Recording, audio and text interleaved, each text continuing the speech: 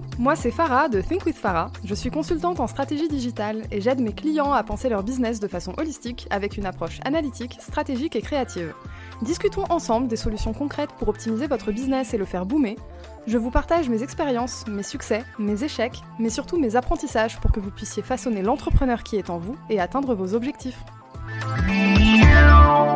Bienvenue dans le 3e épisode d'une série de 6 épisodes, ou plutôt 6 leçons que j'ai tirées de ma surcroissance de 2020. Dans cet épisode, je vais te parler d'un constat, que dis-je, d'un flash, d'une réalisation frappante que j'ai eue il y a tout juste quelques semaines. Avant de commencer, je tiens à faire une petite parenthèse. Dans cet épisode, je vais utiliser le terme boulimie dans le cadre du travail.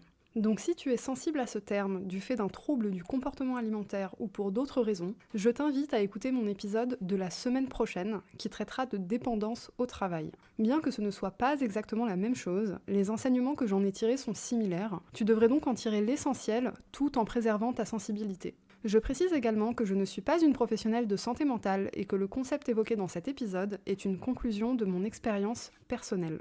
Reprenons où j'en étais. Je souffre, ou du moins je souffrais, d'une boulimie du travail.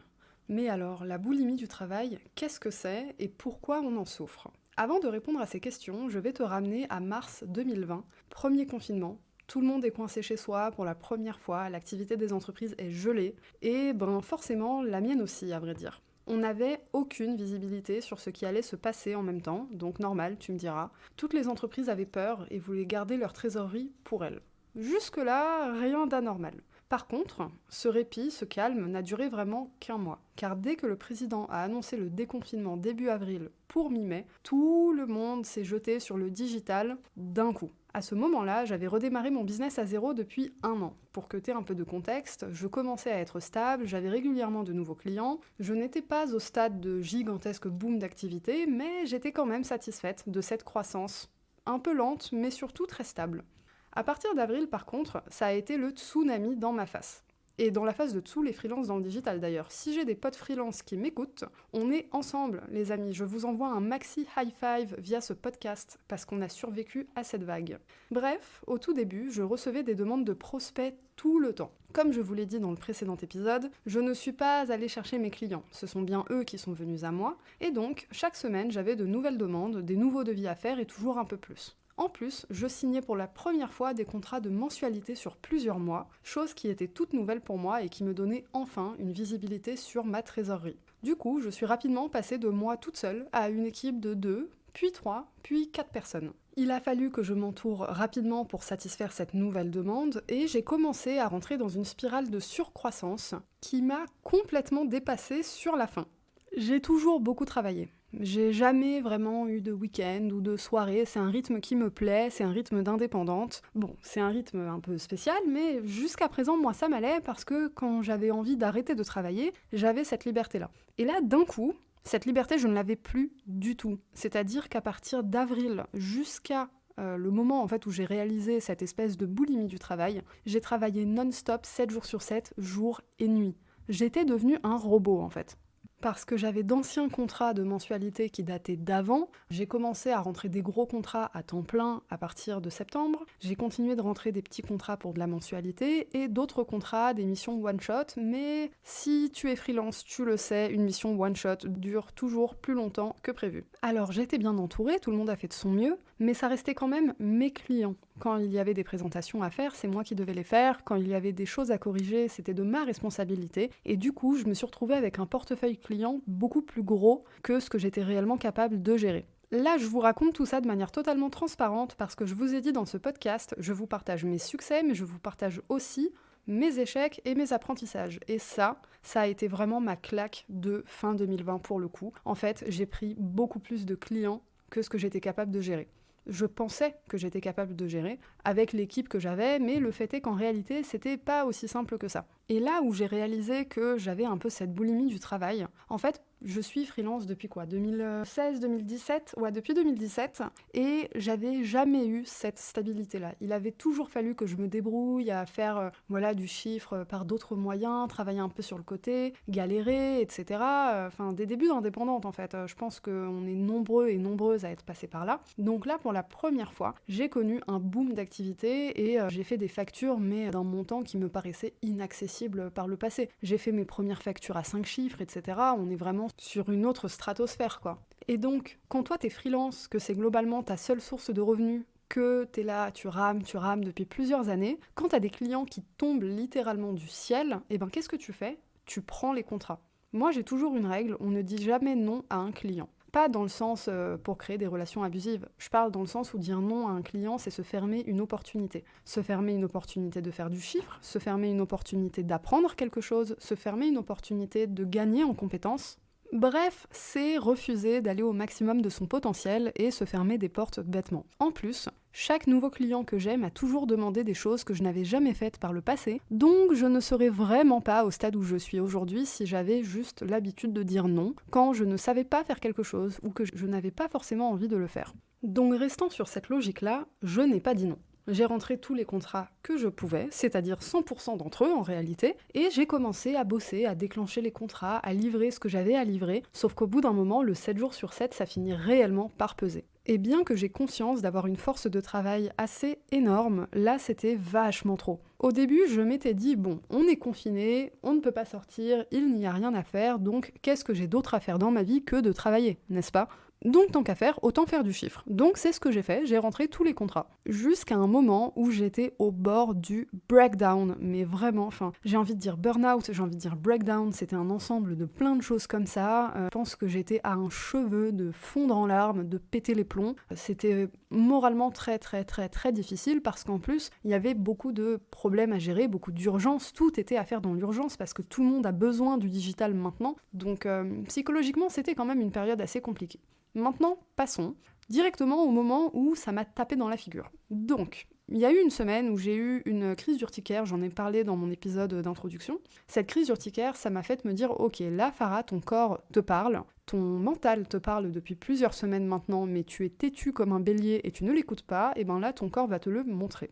Donc, je me suis réveillée avec cette crise urticaire, et là je me suis dit, ok, on arrête tout de suite. J'ai levé le pied direct, j'ai clôturé tous les contrats que je pouvais clôturer, j'ai reporté tout ce que je pouvais reporter, j'ai médité un petit peu et là je me suis dit mais attends, pourquoi t'as rentré autant de contrats ? Il y a un truc là, t'as besoin de comprendre, t'as besoin d'apprendre quelque chose. Et en fait, je rentrais autant de contrats parce que j'avais peur de manquer. Parce que j'avais connu le manque par le passé, justement. C'est-à-dire que cette espèce de vague de clients me paraissait tellement exceptionnelle que j'avais l'impression que si je loupais un client là, je le loupais pour toujours. Sauf qu'après coup, j'ai aussi réalisé autre chose, dont je vous ai parlé dans l'épisode précédent, c'est qu'en fait, je n'ai jamais eu à chercher de clients. C'est la loi de l'attraction qui me ramène mes contrats. J'attire mes clients, en fait, tout simplement. Donc malgré mon gigantesque boom d'activité, je traînais encore cette espèce de peur irrationnelle du manque et que son business va foirer à tout moment en fait.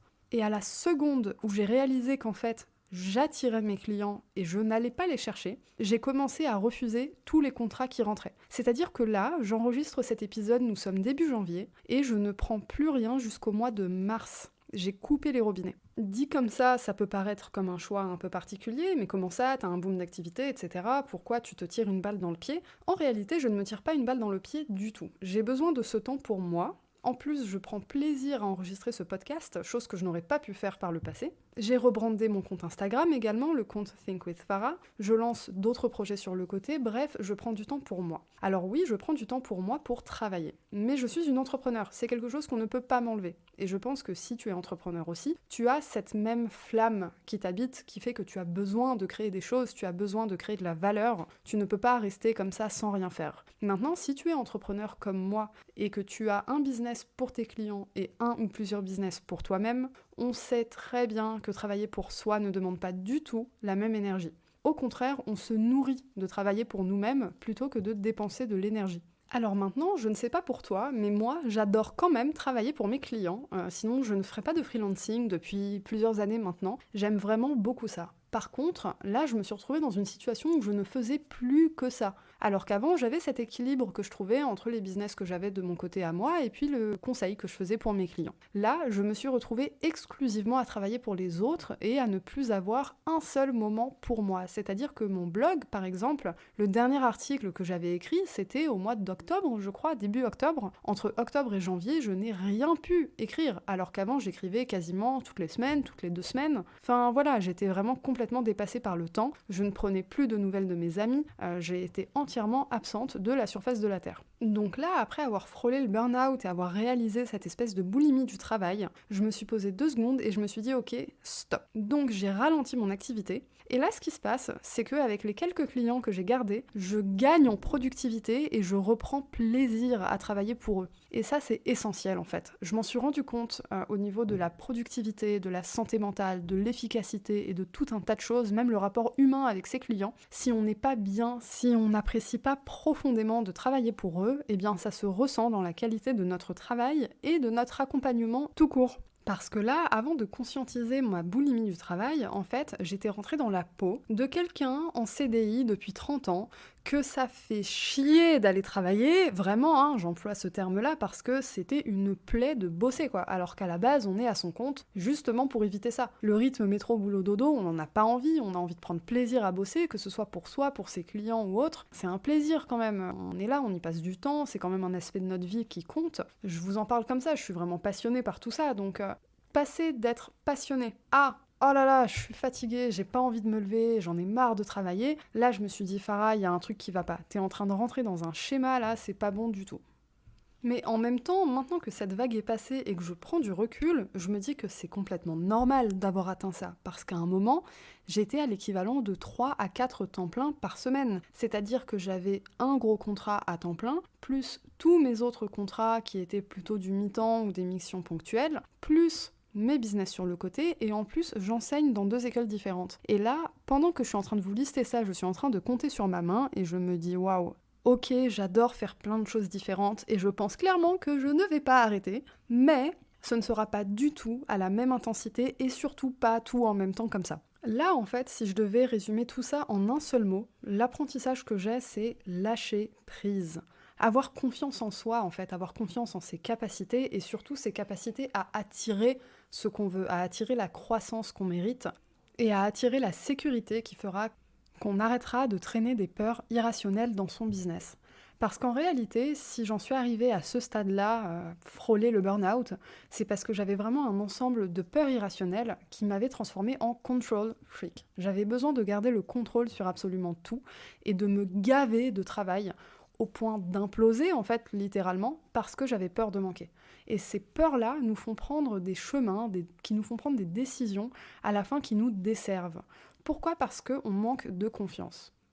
Alors que si on lâche prise, eh bien on se rend compte qu'en réalité, tout vient à nous, on n'a même pas besoin de faire d'efforts pour aller le chercher. Alors oui, il y a un effort d'intention à faire, il faut poser ses intentions, il faut faire de la visualisation créatrice, j'en parlerai plus tard. Il faut aussi ne pas se reposer sur ses lauriers, attention, la réussite ne vient pas à vous si vous êtes sur votre canapé à ne rien faire et à ne rien envisager du tout. Mais voilà, il y a quand même une notion de lâcher prise à avoir et d'avoir confiance, parce que de toute façon, des clients, il y en a plein, d'autres freelances, il y en a plein, et si tout le monde arrive à faire son beurre là-dedans, c'est que vous aussi à la fin. On arrive à la fin de cet épisode. J'espère que vous aurez pris suffisamment confiance en vous pour lâcher prise et que vous aurez compris que prendre plaisir à apporter de la valeur à vos clients reste la clé. En vous gavant de contrats clients, ce plaisir se perd et c'est bien dommage parce que c'est si cool d'aimer ce qu'on fait. Merci pour votre écoute, j'ai adoré enregistrer cet épisode. N'oubliez pas de noter cet épisode sur Apple Podcast, de vous abonner sur votre plateforme de streaming préférée et à partager pour soutenir mon travail et permettre à d'autres entrepreneurs ambitieux et ambitieuses d'atteindre leurs objectifs.